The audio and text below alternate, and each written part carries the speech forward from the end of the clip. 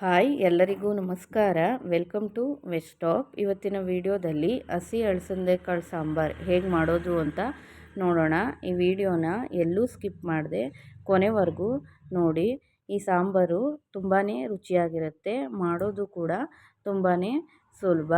ಈ ಸಾಂಬಾರು ಮಾಡೋದಕ್ಕೆ ಹಸಿ ಅಳಸಂದೆಕಾಳನ್ನ ಒಂದು 1/4 kg ತೊಗೊಂಡಿದ್ದೀನಿ. ಅದನ್ನು ಚೆನ್ನಾಗಿ 2ರಿಂದ 3 ಬಾರಿ ತೊಳೆದು ಬೇಯಿಸ್ಕೋಬೇಕು. ಹಾಗಾಗಿ ಸ್ವಲ್ಪ ನೀರನ್ನು ಕಾಯೋಕ್ಕೆ ಇಟ್ಟಿದ್ದೆ. ನೀರು ಸ್ವಲ್ಪ ಬಿಸಿ ಆದಮೇಲೆ ಈ ಕಾಳನ್ನೆಲ್ಲ ಸೇರಿಸ್ಕೊಂಡಿದ್ದೀನಿ. ಹಾಗೆಯೇ ಒಂದು ಈರುಳ್ಳಿನ ಸಣ್ಣ ಸಣ್ಣದಾಗಿ ಹಚ್ಚಿ ಸೇರಿಸಿದ್ದೀನಿ.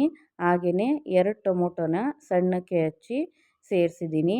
ಈರುಳ್ಳಿ ಟೊಮೊಟೊ ಕಾಳನ್ನೆಲ್ಲ ಸೇರಿಸಿ ಸ್ವಲ್ಪ ಉಪ್ಪನ್ನು ಸೇರಿಸಿ ಚೆನ್ನಾಗಿ ಮಿಕ್ಸ್ ಮಾಡಿ ಈ ಕಾಳನ್ನು ಒಂದು 5ರಿಂದ 6 ನಿಮಿಷ ಬೇಯಿಸ್ಕೋಬೇಕು. ಈ ಕಾಳು ಬೇಯುವಷ್ಟರಲ್ಲಿ ಒಂದು ಮಿಕ್ಸಿ ಜಾರ್ಗೆ 1/4 ಟೇಬಲ್ ಸ್ಪೂನ್ನಷ್ಟು ಜೀರಿಗೆನ ಸೇರಿಸ್ತಾ ಇದ್ದೀನಿ.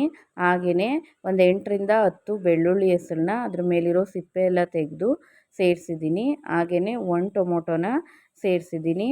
ಹಾಗೆಯೇ 1 ಈರುಳ್ಳಿನ ದಪ್ಪಕ್ಕೆ ಹಚ್ಚಿ ಸೇರಿಸಿದ್ದೀನಿ. ಸ್ವಲ್ಪ ಕೊತ್ತಂಬರಿ ಸೊಪ್ಪನ್ನ ಚೆನ್ನಾಗಿ ತೊಳೆದು ಸೇರಿಸಿದ್ದೀನಿ. ಹಾಗೆಯೇ ಸ್ವಲ್ಪ ಕರಿಬೇವು ಸೊಪ್ಪು ಕೂಡ ಸೇರಿಸಿದ್ದೀನಿ. ಒಂದು 3ರಿಂದ 4 ಟೇಬಲ್ ಸ್ಪೂನ್ನಷ್ಟು ಫ್ರೆಶ್ ತೆಂಗಿನ ತುರಿನ ಸೇರಿಸಿದ್ದೀನಿ. ಚಿಟಿಕೆ ಅರಿಶಿನ ಕೂಡ ಸೇರಿಸಿದ್ದೀನಿ. ಹಾಗೆಯೇ 3 ಟೇಬಲ್ ಸ್ಪೂನ್ನಷ್ಟು ಸಾಂಬಾರು ಪುಡಿನ ಸೇರಿಸಿದ್ದೀನಿ. ಖಾರನ ನಿಮ್ಮ ರುಚಿಗೆ ತಕ್ಕಂಗೆ ಹೆಚ್ಚು ಕಮ್ಮಿ ಮಾಡ್ಕೋಬೋದು. ಸ್ವಲ್ಪ ಹುಣಸೆ ಹಣ್ಣನ್ನು ಸೇರಿಸಿ ಇದಕ್ಕೆ ಸ್ವಲ್ಪ ನೀರನ್ನು ಸೇರಿಸಿ ಸ್ವಲ್ಪ ತರ್ತರಿಯಾಗಿ ರುಬ್ಬಿ ಇಟ್ಕೋಬೇಕು. ನಾನು ಈ ಥರ ರುಬ್ಬಿ ಇಟ್ಕೊಂಡಿದ್ದೀನಿ. ಈಗ ಕಾಳು ಕೂಡ ಚೆನ್ನಾಗಿ ಬೆಂದಿದೆ. ಇದು ಹಸಿ ಕಾಳು ಆಗಿರೋದ್ರಿಂದ ಬೇಗನೆ ಬೆಂದೋಗುತ್ತೆ. ನಾನಿಲ್ಲಿ ಒಂದು 6 ನಿಮಿಷ ಕಾಳನ್ನು ಬೇಯಿಸ್ಕೊಂಡಿದ್ದೀನಿ. ಕಾಳೆಲ್ಲ ಬೆಂದ ಮೇಲೆ 3 ಬದನೆಕಾಯಿನ ಚೆನ್ನಾಗಿ ತೊಳೆದು ಹಾಗೆಯೇ 1 ಆಲೂಗೆಡ್ಡೆನ ಈ ಥರ ದಪ್ಪಕ್ಕೆ ಹಚ್ಚಿ ಸೇರಿಸಿದ್ದೀನಿ. ಆಲೂಗೆಡ್ಡೆ ಬದನೆಕಾಯಿನೆಲ್ಲ ಸೇರಿಸಿದ್ಮೇಲೆ ಒಂದ್ಸಲಿ ಮಿಕ್ಸ್ ಮಾಡಿ ಒಂದು 3ರಿಂದ 4 ನಿಮಿಷ ಚೆನ್ನಾಗಿ ಬೇಯಿಸ್ಕೋಬೇಕು. ಆಲೂಗೆಡ್ಡೆ ಬದನೆಕಾಯೆಲ್ಲ ಬೆಂದ ಮೇಲೆ ರುಬ್ಬಿ ಇಟ್ಕೊಂಡಿರೋ ಮಿಶ್ರಣನ ಸೇರಿಸಿದ್ದೀನಿ. ಆ ಮಿಕ್ಸಿ ಜಾರ್ಗೆ ಸ್ವಲ್ಪ ನೀರು ಹಾಕಿ ಅದನ್ನು ಕೂಡ ಸೇರಿಸಿದ್ದೀನಿ.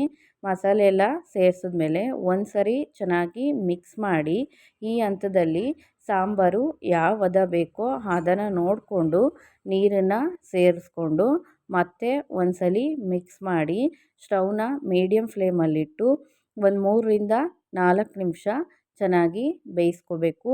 ಮಸಾಲೆ ಎಲ್ಲ ಹಾಕಿದ್ಮೇಲೆ ಅದರಲ್ಲಿರೋ ಹಸಿ ಸ್ಮೆಲ್ಲೆಲ್ಲ ಹೋಗೋವರೆಗೂ ಚೆನ್ನಾಗಿ ಬೇಯಿಸ್ಕೊಂಡ್ರೆ ಸಾಂಬಾರು ಟೇಸ್ಟ್ ಕೂಡ ತುಂಬಾ ಚೆನ್ನಾಗಿ ಬರುತ್ತೆ.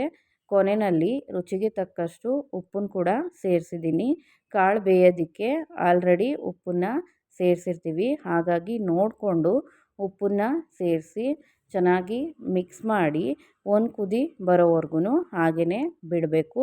ಇದು ಒಂದು ಕುದಿ ಕುದಿಯುವಷ್ಟರಲ್ಲಿ ಇದಕ್ಕೆ ಒಂದು ಒಗ್ಗರಣೆನ ಪ್ರಿಪೇರ್ ಮಾಡ್ಕೋಬೇಕು. ಹಾಗಾಗಿ ಒಂದು ಸಣ್ಣ ಪ್ಯಾನ್ನ ಬಿಸಿಗಿಟ್ಟು 1 ಟೇಬಲ್ ಸ್ಪೂನ್ನಷ್ಟು ಎಣ್ಣೆ ಸೇರಿಸಿದ್ದೀನಿ. ಹಾಗೆಯೇ ಸ್ವಲ್ಪ ಸಾಸಿವೆನ ಸೇರಿಸಿದ್ದೀನಿ. ಹಾಗೆಯೇ ಸ್ವಲ್ಪ ಇಂಗನ್ನು ಕೂಡ ಸೇರಿಸಿದ್ದೀನಿ. ಹಾಗೆಯೇ ಸ್ವಲ್ಪ ಫ್ರೆಶ್ ಕರಿಬೇವು ಕೂಡ ಸೇರಿಸಿದ್ದೀನಿ. ಸಾಸಿವೆ ಎಲ್ಲ ಸಿಡಿದ್ಮೇಲೆ ಸ್ಟವ್ನ ಆಫ್ ಮಾಡಿ ಈ ಒಗ್ಗರಣೆನ ಈ ಸಾಂಬಾರಿಗೆ ಸೇರಿಸಿದ್ರೆ ಸಖತ್ ರುಚಿಯಾದ ಹಸಿ ಅಳಸಂದೆಕಾಳು ಸಾಂಬಾರು ರೆಡಿಯಾಗಿರುತ್ತೆ. ಈ ಸಾಂಬಾರು ತುಂಬಾ ಟೇಸ್ಟಿಯಾಗಿರುತ್ತೆ, ಮಾಡೋದು ಕೂಡ ತುಂಬಾ ಸುಲಭ. ಈ ವಿಧಾನದಲ್ಲಿ ನೀವು ಒಂದ್ಸಲಿ ಟ್ರೈ ಮಾಡಿ ನೋಡಿ, ನಿಮಗೂ ಕೂಡ ತುಂಬಾ ಇಷ್ಟ ಆಗುತ್ತೆ. ಈ ಸಾಂಬಾರನ್ನ ಮುದ್ದೆ ಜೊತೆ ಹಾಗೆಯೇ ರೈಸ್ ಜೊತೆ ಸರ್ವ್ ಮಾಡ್ಬೋದು. ಟೇಸ್ಟು ತುಂಬಾ ಚೆನ್ನಾಗಿರುತ್ತೆ. ನಾನಿದನ್ನು ಮುದ್ದೆ ಜೊತೆ ಸರ್ವ್ ಮಾಡಿದ್ದೆ. ಈ ವಿಡಿಯೋ ನಿಮಗೆ ಇಷ್ಟ ಆದರೆ ಲೈಕ್ ಮಾಡಿ, ಕಮೆಂಟ್ ಮಾಡಿ, ಶೇರ್ ಮಾಡಿ. ಹಾಗೆ ಮರೀದೆ ನಮ್ಮ ಚಾನಲ್ನ ಸಬ್ಸ್ಕ್ರೈಬ್ ಮಾಡ್ಕೊಳ್ಳಿ. ಮತ್ತೆ ಮುಂದಿನ ವಿಡಿಯೋದಲ್ಲಿ ಸಿಗೋಣ. Thank you.